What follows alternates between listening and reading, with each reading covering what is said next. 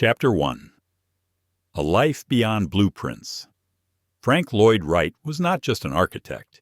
He was a symphonist of stone and light, a mystic of material, a man who believed a building could breathe, feel, and even possess a soul. Born in 1867 in rural Wisconsin, Wright would grow to see the world not in lines and angles, but in rhythm and flow, the way a stream curves around a rock, or a prairie stretches beneath the sky. From a young age, he was taught to see nature as geometry in motion. His mother, certain her son would be a great builder, hung pictures of cathedrals in his nursery and filled his hands with Froebel blocks, simple toys that taught children to see in forms. But Wright's architecture would be anything but simple. He believed that space, the invisible, the in-between, mattered more than walls, that homes should stretch out, not rise up, that windows should invite the world in, not keep it out. His work would become a quiet rebellion against industrialization and cityscapes of steel, a reminder that humans belong to the land, not apart from it. And so began a life lived at the intersection of art, ambition, scandal, and spiritual quest. He would design over 1,000 structures in his 70-year career. Many would redefine American architecture. Some would collapse. All would provoke. This is the story of a man who tried to build not just houses, but harmony.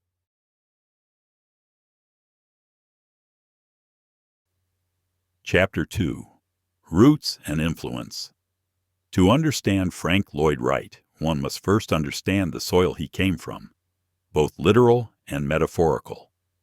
He was born Frank Lincoln Wright in 1867, but would later adopt Lloyd from his mother's Welsh heritage.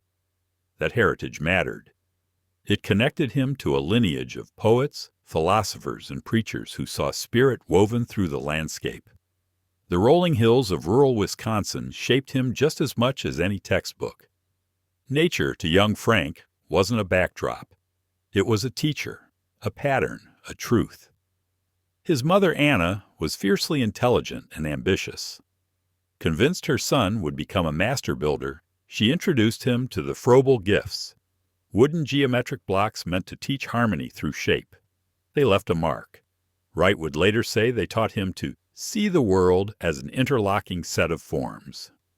Meanwhile, his father, a preacher and musician, offered rhythm and ideals, but also instability. The Wright household was strained. When his father abandoned the family, young Frank was forced to become the man of the house. There was pain in those early years, but also fuel. Wright carried that fire, that need to prove, to create, to define himself, for the rest of his life. In time, he would study civil engineering at the University of Wisconsin, though he never completed his degree. Formal education, he decided, was too narrow. He wanted to build things that breathed. So he left academia and headed to Chicago, a city rising from the ashes of the Great Fire, pulsing with new ideas and architectural ambition. And there, beneath the towering ambitions of 19th-century skyscrapers, Frank Lloyd Wright began to imagine something different, not taller, not grander, but truer, a new kind of architecture, a new kind of home.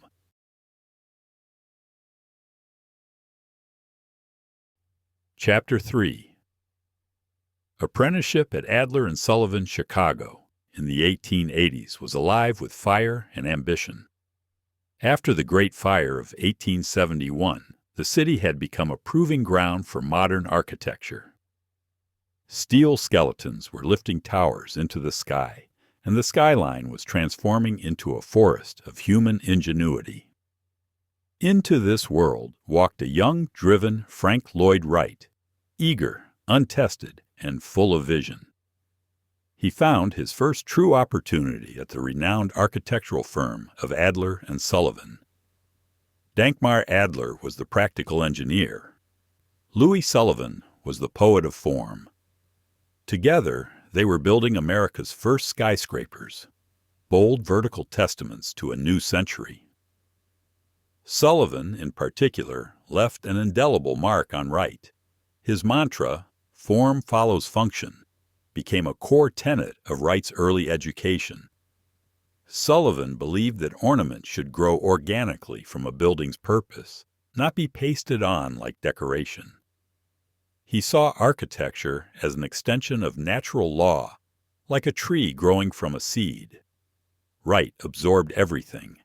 He worked tirelessly, eventually becoming Sullivan's chief draftsman. But ambition has sharp edges. Despite being instructed not to take on outside projects, Wright began moonlighting, secretly designing homes in Oak Park under his own name. These were small commissions, but they were his. They gave him the space to experiment, to test his vision. When Sullivan discovered this betrayal, their relationship shattered. Wright was fired, cast out, but he did not fall.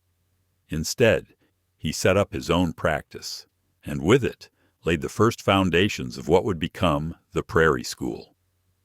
He would take Sullivan's organic philosophy, stretch it across the flatlands of the Midwest, and give it shape in wood, brick, and glass. The master had taught him the value of principle. Now the student would build something uniquely his own.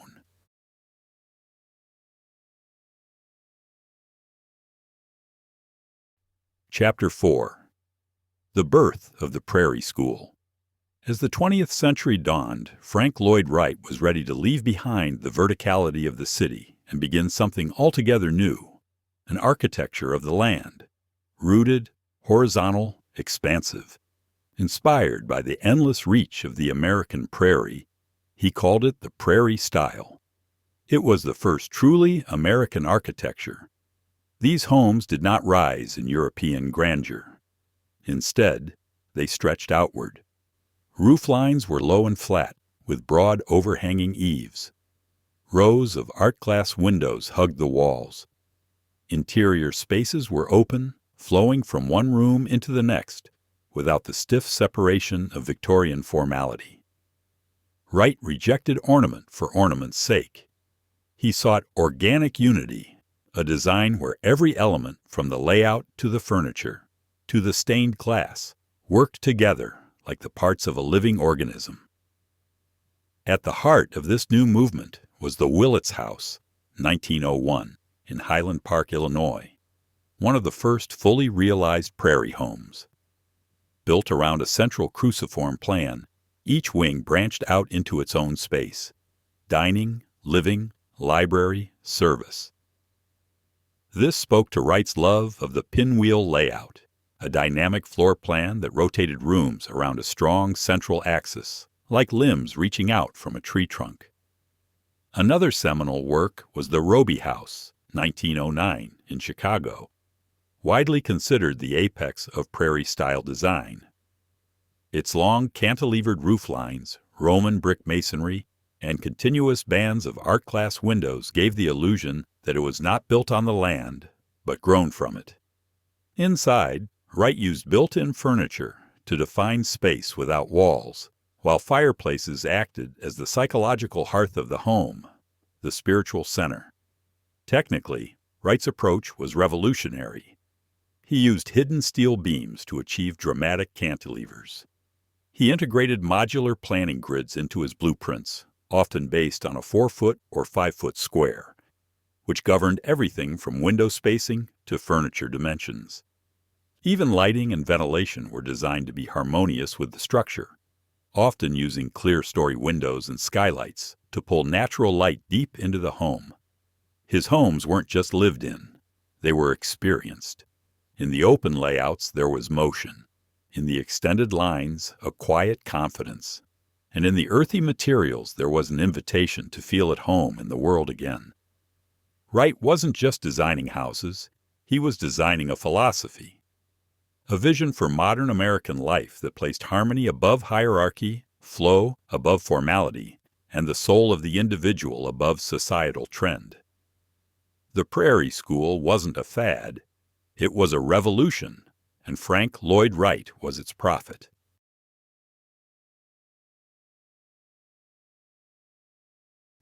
Chapter 5. Oak Park Studio, and early masterpieces. By the early 1900s, Frank Lloyd Wright was no longer just an architect. He was a rising force, an artist, a theorist, and an innovator building his personal empire from a quiet corner of Oak Park, Illinois. In 1898, he designed and constructed his own architectural laboratory, the Frank Lloyd Wright Home and Studio, a space of cedar beams, geometric windows, and experimental forms.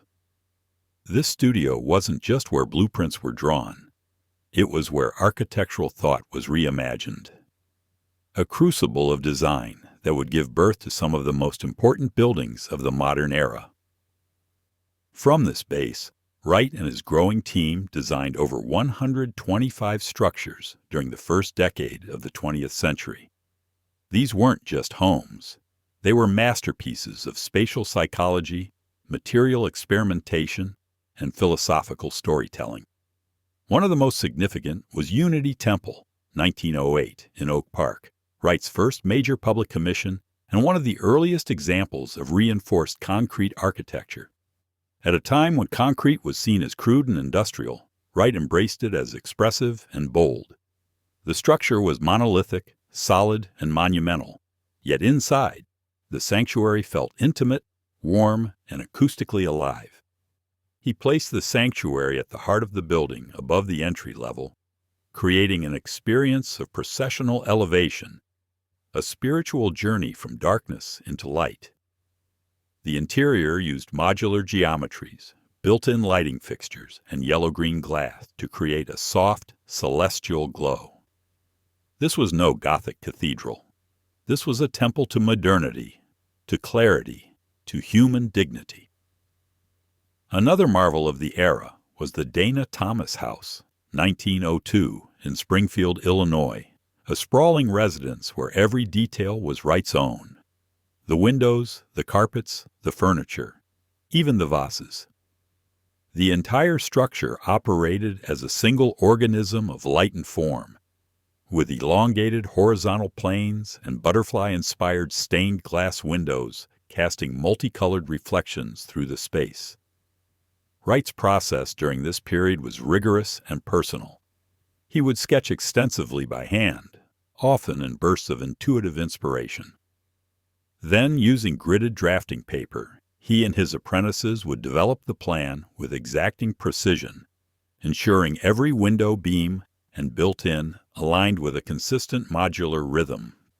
He believed in architecture as a total work of art, what the Germans called Gesamtkunstwerk. Inside the Oak Park Studio, apprentices didn't just draft, they lived the philosophy. They studied geometry, Japanese prints and plant forms. They worked long hours. They built models by hand. Wright led with a mix of inspiration and intimidation, his voice carrying through the studio like the echo of a prophet. He wasn't just creating buildings. He was sculpting space, orchestrating movement, painting with light. And above all, he was laying the foundation for a new kind of American identity. One made not of columns and symmetry, but of asymmetry, breadth, and boldness.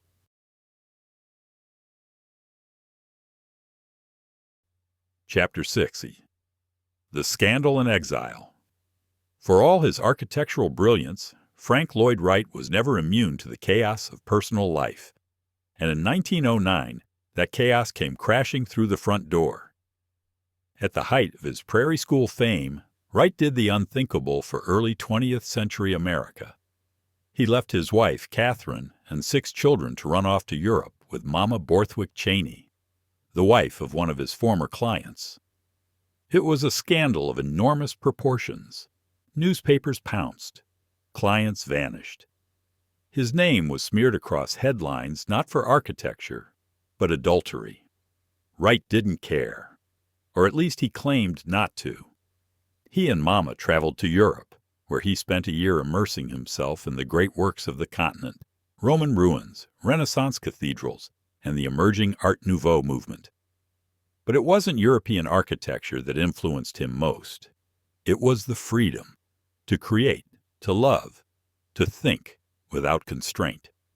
While in Europe, Wright published the Wasmuth Portfolio, 1910, a set of 100 lithographs of his architectural works that became wildly influential in Germany and beyond. The crisp lines and horizontal forms of his Prairie houses found eager audiences in the young European modernists, including Le Corbusier, Gropius, and Mies van der Rohe. Though America turned away from Wright, Europe quietly embraced him as a prophet of things to come. Upon returning home in 1911, he sought refuge and redemption, and built it with his own hands. Nestled in the rolling hills of Spring Green, Wisconsin, Wright began construction of Taliesin, his personal sanctuary. Designed as a self-sustaining live workspace, it was a masterclass in integration. Limestone quarried from the land, stucco walls dyed the color of the soil, and sweeping views that pulled the outside in. Rooflines hugged the contours of the hills, and courtyards opened to the rhythm of the wind. Taliesin was not a house. It was a healing. But tragedy had other plans. In 1914, a disgruntled servant at Taliesin set fire to the residence and murdered 7 people with an axe, including Mama and her 2 children. Wright was away at the time, but the news shattered him. He arrived to find his sanctuary reduced to ash and silence. And yet even in that devastation, Wright refused to surrender. He rebuilt Taliesin, then rebuilt it again.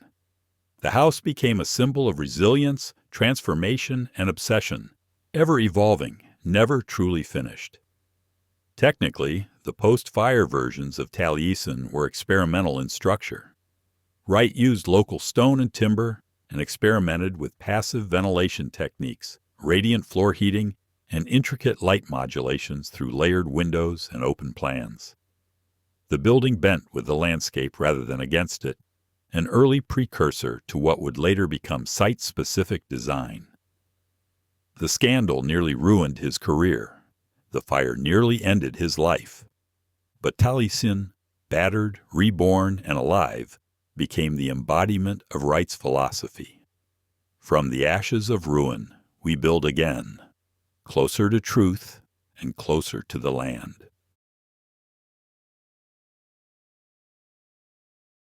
Chapter 7. Return and Reinvention.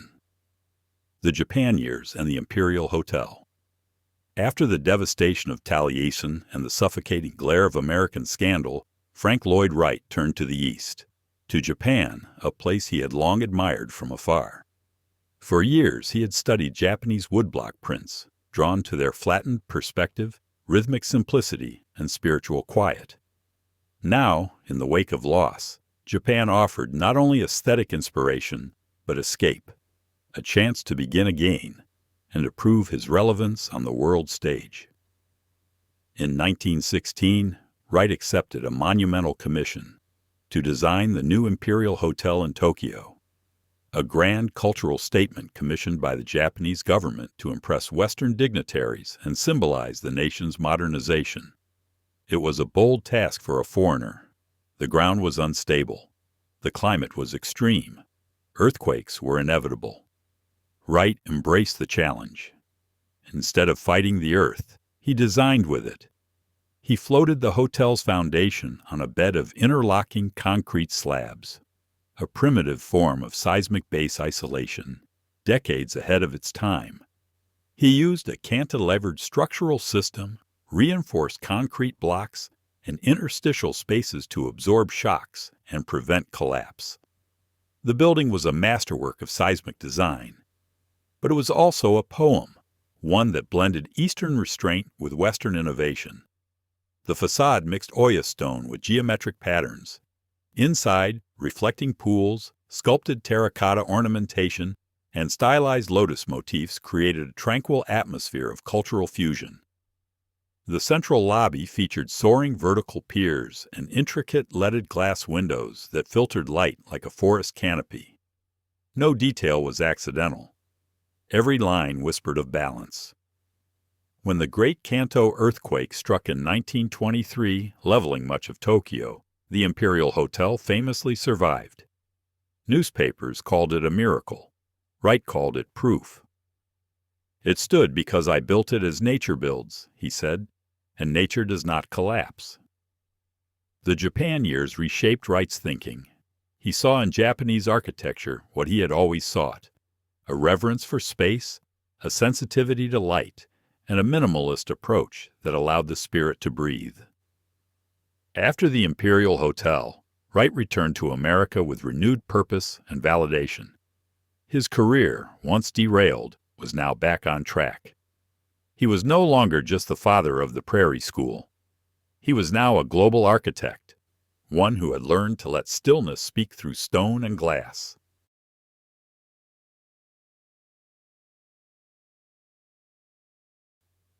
Chapter 8. The Taliesin Fellowship and the Cultivation of a Philosophy. By the 1930s, Frank Lloyd Wright was in his 60s, an age when most men slow down, reflect, or retire. Wright did the opposite. He reinvented himself yet again, not just as an architect, but as a mentor, philosopher, and spiritual guide to a new generation of creators.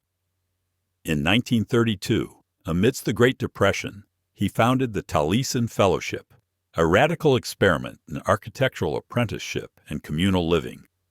Young men and women, many of them artists and designers, came to Taliesin in Spring Green, Wisconsin, to live, learn, and labor under Wright's watchful eye. There were no formal classes, no degrees, only immersion. Wright called it learning by doing.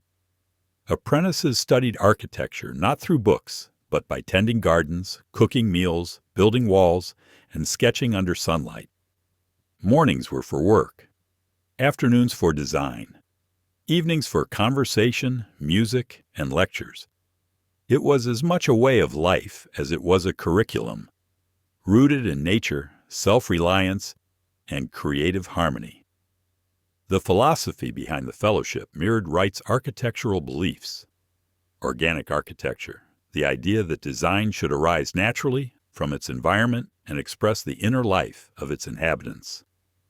Just as a tree grows from its roots, a building should grow from its site, informed by climate, topography, and human need. During this time, Wright also formalized many of his core technical ideas. He wrote extensively about the grid system, which he used to organize spatial rhythm across structures' compression and release, manipulating ceiling heights and corridor widths to shape emotion-integral ornamentation, where decoration was not applied, but born from the structure itself. And the hearth as heart, placing fireplaces at the literal and symbolic center of the home. In Taliesin's main drafting room, a long, sun-drenched space with clear-story windows and soaring beams, apprentices worked on what would become some of Wright's most iconic late-career projects. The air buzzed with intensity. Wright could be mercurial, demanding, even cruel, but also deeply inspiring. He could spot potential in a single sketch, or tear it up in a flash. As Taliesin grew, so did its counterpart. Taliesin West, a winter campus Wright began in 1937 near Scottsdale, Arizona. Built in the desert with his apprentices using native stone and desert masonry, Taliesin West was a living laboratory. Tent roofs, translucent panels, and angular walls responded to the blistering sun and shifting light. The complex evolved constantly, half construction site, half sacred retreat. Together, Taliesin and Taliesin West became more than homes or schools. They were philosophical compounds, built expressions of Wright's deepest beliefs. That design is not a career, but a calling. That the architect's duty is not to impose, but to listen to the land, the light, and the lives within. And above all, that architecture, like life, must always be in motion, evolving, breathing, becoming.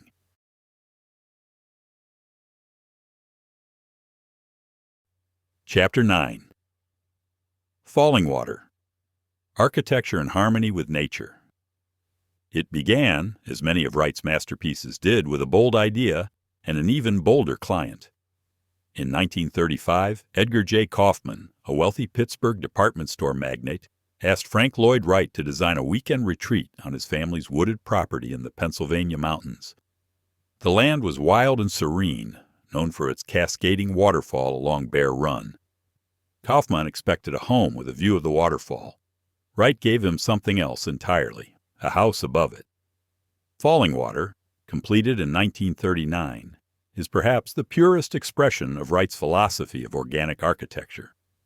Rather than framing nature from afar, he fused the building into the very bones of the landscape. The house does not dominate the environment, it becomes a living part of it. The structure is anchored directly into the rock. A large stone outcropping, once the family's favorite picnic spot, now serves as the hearthstone of the living room. The home's floors are polished flagstone, its walls a rhythmic blend of fieldstone and stucco. Nature isn't just nearby, it's in the walls, the light, the air. Technically, Fallingwater was one of Wright's most daring feats. Its defining feature, a series of dramatic cantilevered terraces, juts out over the stream like slabs of natural rock. These were constructed using reinforced concrete, carefully calculated to project weight outward without internal supports. Despite later structural stress and retrofitting, the vision remained groundbreaking. A home that hovers suspended in motion. Inside, the design continues the dialogue between enclosure and exposure. The rooms flow without rigid separation. Built-in furniture blends into walls and alcoves. Large corner-turning windows open outward without mullions, erasing the line between interior and exterior. Stairs descend from the living room directly into the stream, a subtle gesture that invites the resident into the landscape itself. The sound of water is omnipresent. The falls echo softly through the house like a heartbeat. Light dances across stone. Air moves freely between rooms. The home breathes. Even the color palette is intentional. Ochre for the concrete, Cherokee red for the steel, chosen to harmonize with the surrounding rocks and autumn foliage. When Fallingwater was unveiled, it stunned the architectural world. The cover of Time magazine declared Wright had returned as the world's greatest living architect. It wasn't just a comeback. It was a revolution. To this day, Fallingwater remains one of the most visited and studied homes in the world, not just for its beauty, but for its message, that architecture can heal the fracture between humans and the earth, that a house can be more than shelter. It can be a sacred act of balance. Chapter 10. Organic Architecture, a Living Philosophy. By the time Frank Lloyd Wright reached the midpoint of his career, he had already reshaped the American landscape with bricks, beams, and vision. But underneath every building, every plan, and every innovation, there pulsed a deeper force, the philosophy he called organic architecture. To Wright, this wasn't just a catchphrase or aesthetic preference. It was a worldview, a belief that architecture must grow naturally from its environment, like a tree from the soil or a stone from the stream. Buildings were not to be placed on the land, but to be of the land in harmony with the terrain, the light, the climate, and the lives they housed. No house should ever be on a hill or on anything. It should be of the hill, belonging to it. Frank Lloyd Wright. This belief guided every decision. In organic architecture, form and function were one. Materials were local and honest. Walls didn't just divide, they embraced. Windows didn't frame scenes, they invited the outside in. Space itself became a medium of art. Technically, Wright developed a unique set of tools to bring this idea to life. Integrated structural systems, load-bearing walls that doubled as design elements, hidden steel reinforcements that made daring cantilevers feel natural, natural ventilation and daylighting, skylights, clear-story windows, and open floor plans that use passive design to reduce the need for artificial systems, modular grids, repeating patterns, often based on geometric principles like the square, the triangle, or the hexagon, that governed everything from floor plans to furniture. creating a sense of rhythm and mathematical elegance. Custom design down to the doorknob. Wright would design everything, from light fixtures and rugs to tables and chairs, ensuring the interior spoke the same language as the architecture itself. Projects like Taliesin West, Fallingwater, and the Hannah House, 1936, also known as the Honeycomb House, exemplified this in different climates and contexts. The Hannah House, designed on a hexagonal grid, abandoned the right angle altogether, creating a continuous, organic flow between spaces. The structure appeared to grow from the California hillside, like a crystalline formation of wood and glass. In each of these works, there is no dominant axis, no formal entry. Instead, the house unfolds, slowly revealing itself like a walk through the forest. But organic architecture was more than technical mastery. It was spiritual. Wright believed that architecture had the power to improve lives, that living in a space attuned to nature could restore the human spirit. It was an antidote to industrialization, to urban noise, to the disconnection of modern life. His buildings became sanctuaries, places where one could feel the movement of the sun, the breath of the wind, and the gentle pressure of gravity not as burden, but as belonging. In the end, organic architecture wasn't just about buildings. It was about becoming whole again, with the earth, with each other, and with ourselves. Chapter 11, The Usonian Revolution, Democratizing Design. In the depths of the Great Depression, as economic hardship spread across America, Frank Lloyd Wright turned his attention away from grand estates and cultural monuments. He began asking a new question, perhaps the most radical of his career. What would it mean to design beautiful, affordable homes for the average American family? His answer was the Usonian house, short for United States of North America. But this wasn't just a new style. It was a new vision of American life. Wright believed that good design should not be reserved for the wealthy. The Usonian homes were conceived as machine-age dwellings for democratic citizens, modest in scale, elegant in form, and built with simplicity, efficiency, and grace. These homes were single-story, L, or T-shaped structures designed to fit comfortably on small suburban lots. They featured flat roofs with deep overhangs for passive solar control, concrete slab foundations with radiant floor heating, eliminating the need for basements or attics, open floor plans where living, dining, and kitchen areas flowed together as one continuous space-clear story windows and horizontal bands of glass, connecting the interior to gardens and patios, built-in furniture, eliminating the need for excessive decor or clutter. Wright called it less house, more home. One of the earliest and most iconic examples was the Jacobs House, 1937, in Madison, Wisconsin. Built for $5,000, it became the prototype for over 100 Usonian homes that followed. Its design included a carport, a term Wright coined, instead of a garage, and a compact layout that still felt spacious through its use of natural light, layered spaces, and sightlines that expanded toward the outdoors. Technically, Usonian homes employed a modular planning grid, often based on a 2-foot or 4-foot square, that governed every spatial and structural decision. This not only reduced construction waste, but brought rhythm and mathematical harmony to the design. Wright also explored prefabricated elements, including sandwich walls and standardized windows, hoping to streamline building for middle-income families. But what truly made the Usonian vision revolutionary was its integration with nature. Each home was designed in direct response to its site, often with low profiles that hugged the earth, landscape berms that provided insulation, and materials chosen to reflect the local environment. While the houses were smaller than his Prairie masterpieces or monumental works, they were no less poetic. The Usonian homes whispered instead of shouted, using light, form, and texture to create warmth, intimacy, and calm. To Wright, these were not compromises.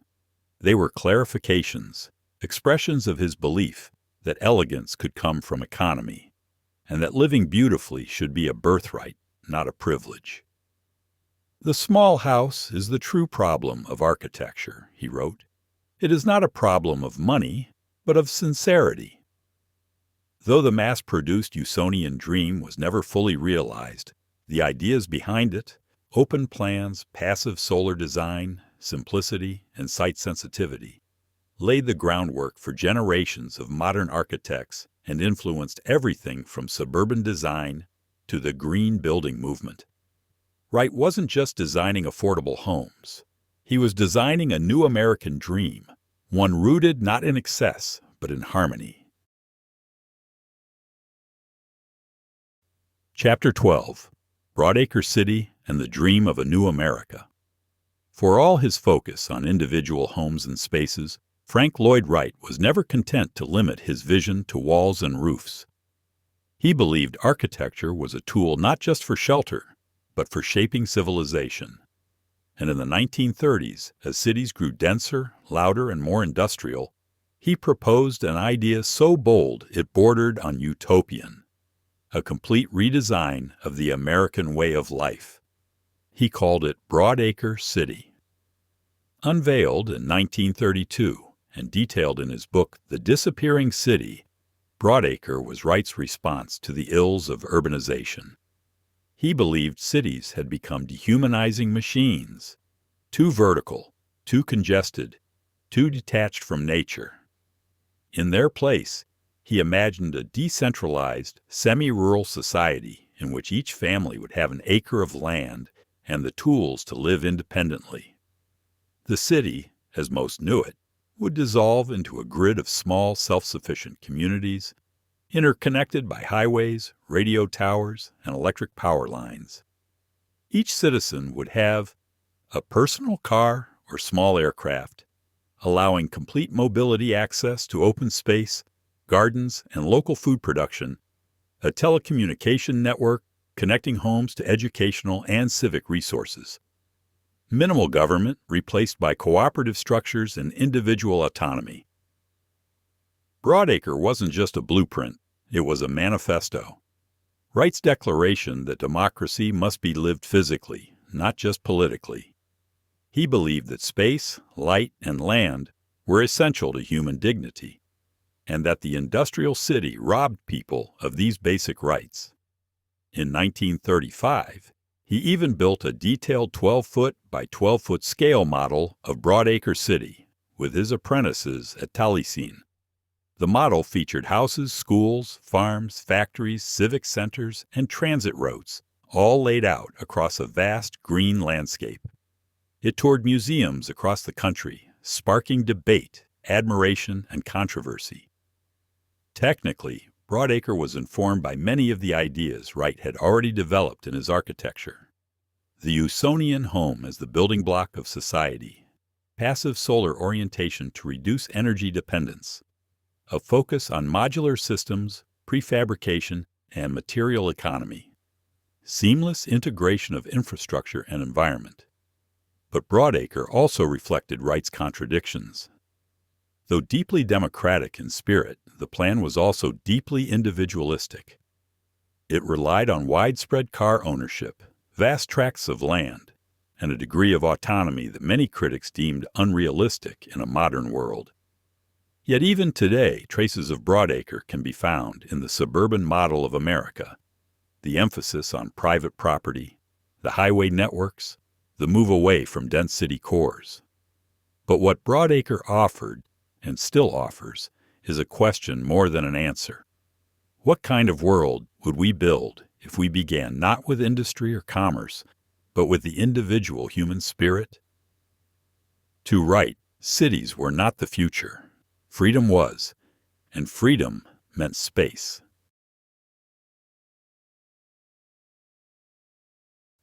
Chapter 13. The Guggenheim, a final spiral into modernism. By the late 1940s, Frank Lloyd Wright was an aging iconoclast. At 80 years old, most of his peers had either faded into obscurity or settled into safe retrospection. Wright did neither. Instead, he set out to build one of the most controversial and ultimately one of the most iconic works of modern architecture, the Solomon R. Guggenheim Museum in New York City. It would be his last major commission, and perhaps his boldest. When Solomon Guggenheim, a wealthy industrialist and art collector, asked Wright to design a museum for his collection of non-objective modern art, Wright seized the opportunity not just to design a building, but to redefine what a museum could be. Wright loathed traditional museums. To him, they were mausoleums, dark, boxy halls with fragmented galleries and disconnected experiences. He wanted to create something organic, flowing, and spatially alive.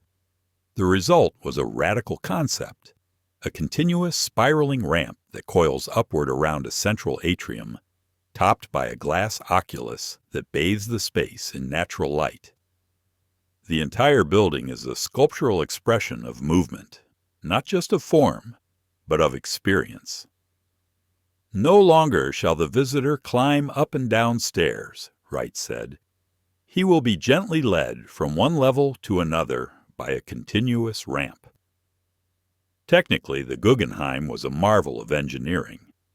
Constructed primarily of reinforced concrete, the structure required a completely custom formwork system to achieve its elegant curves. The outer shell, a continuous helix with no vertical columns, was poured in stages, each segment calculated to bear the weight of the one above. Wright also carefully choreographed light and perspective. The skylight's dome diffuses daylight through translucent glass, creating an ever-changing glow. As visitors ascend the ramp, they experience artworks in a fluid, uninterrupted sequence, with vistas opening both inward toward the rotunda and outward toward the city through narrow ribbon windows. Yet the design was divisive. Critics called it everything from a washing machine to an inverted ziggurat. Some artists protested, claiming the sloping walls and curving paths would disrupt the viewing of art. Even Wright's relationship with the museum's trustees became strained. They wanted practical solutions. He delivered poetry. Still, he refused to compromise. He knew that what he was building was not just a museum, but a temple for the spirit, a living organism that would elevate the visitor from the street into a sacred spiral of motion and meaning. When the Guggenheim finally opened in 1959, just 6 months after Wright's death, the world saw what he had truly done. He had brought organic architecture into the vertical city. He had given modernism not just a style, but a soul. And he had left behind a structure that decades later still challenges the boundaries of what architecture can be.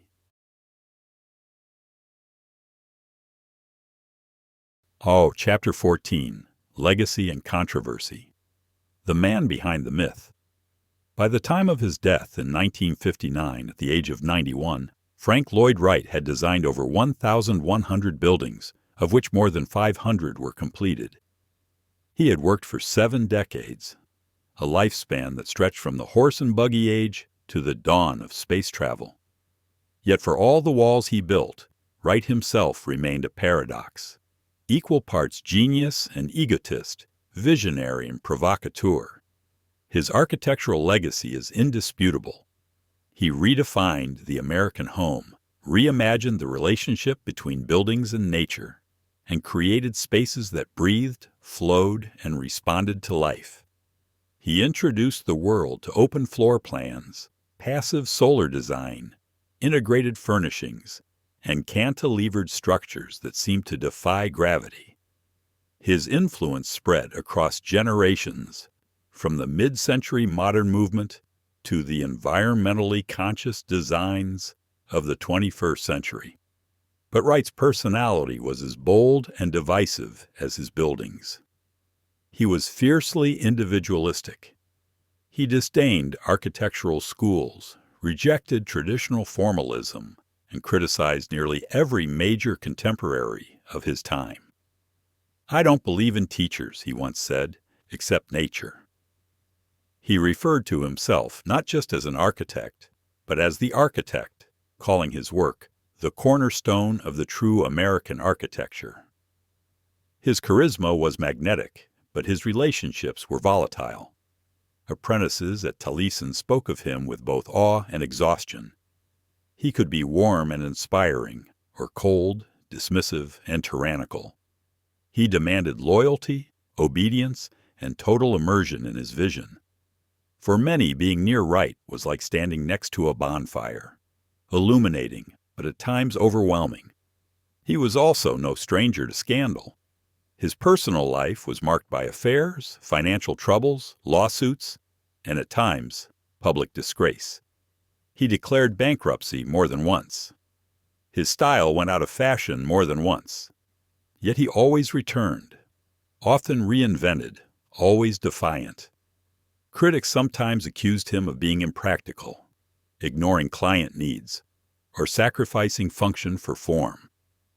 Some buildings, like the Imperial Hotel or Falling Water, required reinforcement and restoration due to their experimental designs. But Wright saw architecture as a living art, meant to evolve, to breathe, even to crack. What set him apart, in the end, was not just what he built, but how he thought. He saw architecture not as a profession, but as a spiritual act, a sacred duty to create beauty, balance, and belonging. He was not content with shelter. He wanted space that awakened the soul. His buildings weren't just occupied. They were inhabited, like ideas one could live inside. The mother art is architecture, he said. Without an architecture of our own, we have no soul of our own civilization. That may be the truest legacy of Frank Lloyd Wright. He didn't just change the look of America. He tried to give it a soul. Chapter 15. Closing Reflections. A Temple of the Human Spirit? To walk through a Frank Lloyd Wright building is to walk through an idea, not just of space or structure, but of how we ought to live. Whether it's the monumental spiral of the Guggenheim, the whispering terraces of Falling Water, or the quiet simplicity of a Usonian home, each work invites a conversation, a dialogue between form and function, between body and mind, between humanity and the land that cradles it. And behind it all stood a man who believed, with unwavering conviction, that architecture was sacred. For Wright, a building was not just steel and stone. It was a vessel for the human spirit. He saw in architecture the power to uplift, to heal, to bring people into harmony with themselves and their surroundings. Where others saw walls, he saw rhythm. Where others saw windows, he saw light and motion. Where others drew lines, he drew life. The space within becomes the reality of the building, he once said. That space, open, flowing, connected, became his signature. He carved movement into matter. He bent sunlight into ceilings. He made the invisible not just visible, but livable. His legacy lives not just in his hundreds of completed works, but in the movements he inspired. Mid-century modernism, biophilic design, passive architecture, and the broader ecological consciousness of contemporary design. His fingerprints can be seen in solar homes, minimalist interiors, open concept layouts, and sustainable urban planning. Yet Wright defies imitation. He was not a man of trends. He was a man of principles, unwavering, infuriating, and brilliant. His architecture is not for everyone. It demands attention. It asks you to notice where you stand, where you walk, how you see. It can be inconvenient. It can be challenging. But in that challenge is the gift. Wright wasn't trying to make buildings easy. He was trying to make them true. And in doing so, he gave us more than homes, offices, or museums. He gave us temples of the human spirit, places where we might for a moment feel more whole.